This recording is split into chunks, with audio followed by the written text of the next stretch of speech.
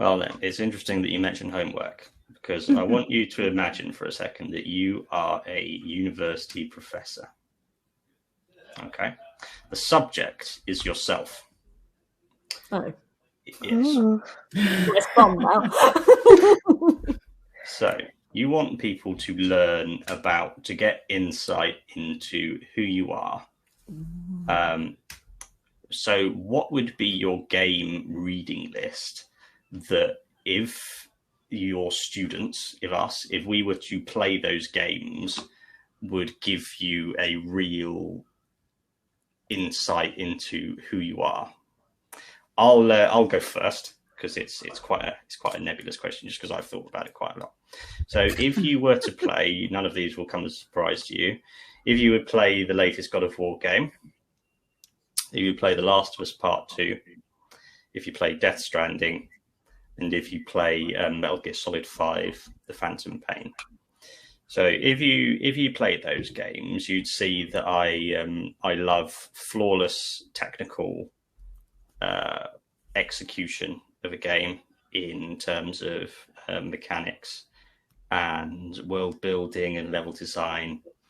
I would love a massive, impactful, really deep story about many different kinds of things. You'd see that you really take the time to experience what these games present. So like the fact that Abby is a bodybuilder in The Last of Us, and that it's two female protagonists, these stunningly realized worlds, beautiful art, everything. If you really played through those games, you would learn a lot about me. So that's the theme. Alex, what would yours be? It's a really tough one. It is like a therapy session. Let me think. I think definitely, obviously, Tomb Raider. Which one? Or... number 2, probably, because that was my first one. Probably a bit of Lego. From any of the popular ones like Star Wars or Indiana Jones, because it's like it's the stuff I grew up on, but in game form, but in a really fun game. And you can also play with friends. So in that way, it's like the sociable side of me, and the stuff that I'm into is really nerdy. So that's like sociable nerd. What else? Anything Assassin's Creedy, perhaps? Well, obviously, yes. See, you know me better than myself. But yes, Assassin's Creed Origins is a definite for the stuff that I studied as a part of my further education, because I'm super into Egyptology, as you can tell from the wall, the many months you have seen. Yeah, so that's the sort of academic side of me, I guess. But yeah, there's probably a lot more that I could say, but I'll have to think on it. It's worth thinking about. Yeah, I'd be really interested to hear your if you come up with something later, do pop it on the WhatsApp, because I'm really interested in that. Caroline, what would yours be? I've written so many down already, but I was thinking But I was thinking I'd go back a bit, give you, as you know, I like to teach you a bit of history. I was thinking, and the obvious thing to say would be Ocarina of Time on the N64. But to be honest, I never actually had my own N64. I had boyfriends with N64s, and I would play on theirs, and that's a whole other episode about the patriarchal issues around that. But what I had was a GameCube, and playing Zelda Wind Waker on GameCube. I loved Wind Waker. Wind Waker is just possibly all Zelda games are amazing, but Wind Waker's my game that I absolutely love, because of the fact that you just spent so much time just sailing the seas and having that freedom. And I think that's, for me, is like, games for me is about where I have the freedom to just go and do stuff and explore and take my time. And I absolutely hate games that you can't pause or that you can't just let tick along.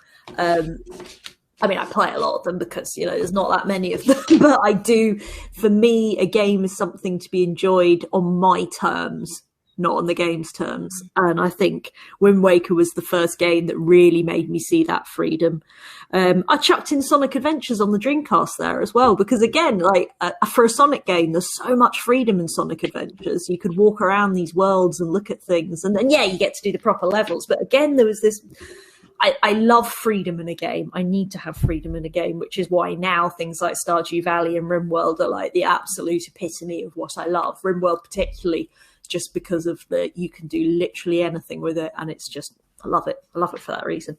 But if you wanted just one little other side of my personality that you don't see that often, is the Cook Serve Delicious world, which is my desperate need to do things as well as possible and get as many achievements as I can by frantically typing on a keyboard, which I will, and get patted on the hat for it and get a head for it and get told, yes, well done, here's a gold star. And that's where Cook Serve Delicious comes into my life.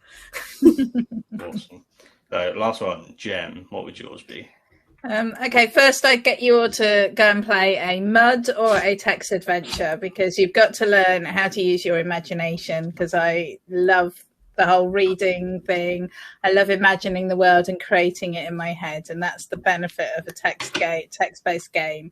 And it was my first real foray into proper gaming, and it was really fascinating how I remember that world, that text world, and because it was an online game, I met some awesome people who were so influential in my life. And then I would send you off to play something like Sims 4, because I am really interested in people and what makes people tick, and society and everything like that. And I love that. And I also like the tedium, the monotony of it all. I hate to say that because I don't want to be that person, but I am that person.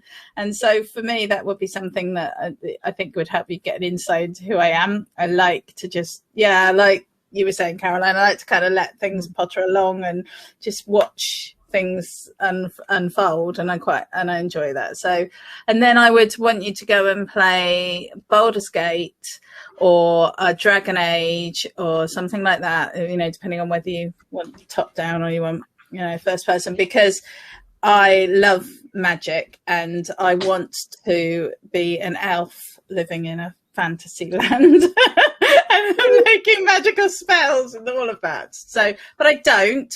I live in the real world, and I'm a mum, and I spend most of my life working for a political party. So, that is the opposite of my real world. But that's what I really. And I went to the US many years ago, and I went to Hollywood, and I went to a shop there, and I bought a sticker which said "Magic is everywhere," and it's a bumper sticker. We didn't do bumper stickers in this country then, and it was very exciting. And I brought it home, and I never stuck it anywhere because I didn't know where to stick it. so I just kept it, and it's gone. It's disappeared. But it's in my head. That sticker is stuck inside my head, and so yes, those are the three games that I would get you to play.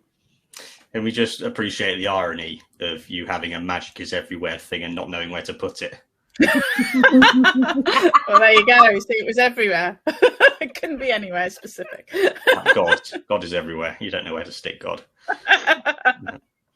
I really, I really like that question. I'm really proud of that, because it's like everyone consumes art differently, and it's like asking someone to read a book, but imagining that you're someone else is reading it, so you go, oh, I would never have seen it from that perspective. And I think that's what we're doing with Gaming in the System, because we're looking at games through a feminist lens, which is something that is very rare for people to do. So a non-feminist and a feminist playing the same game will get completely different impressions from it. So I'm hoping I'll have a go at a few of these games, and I hope that the people who end up watching this video will go and have a look as well and get a bit of an insight into us.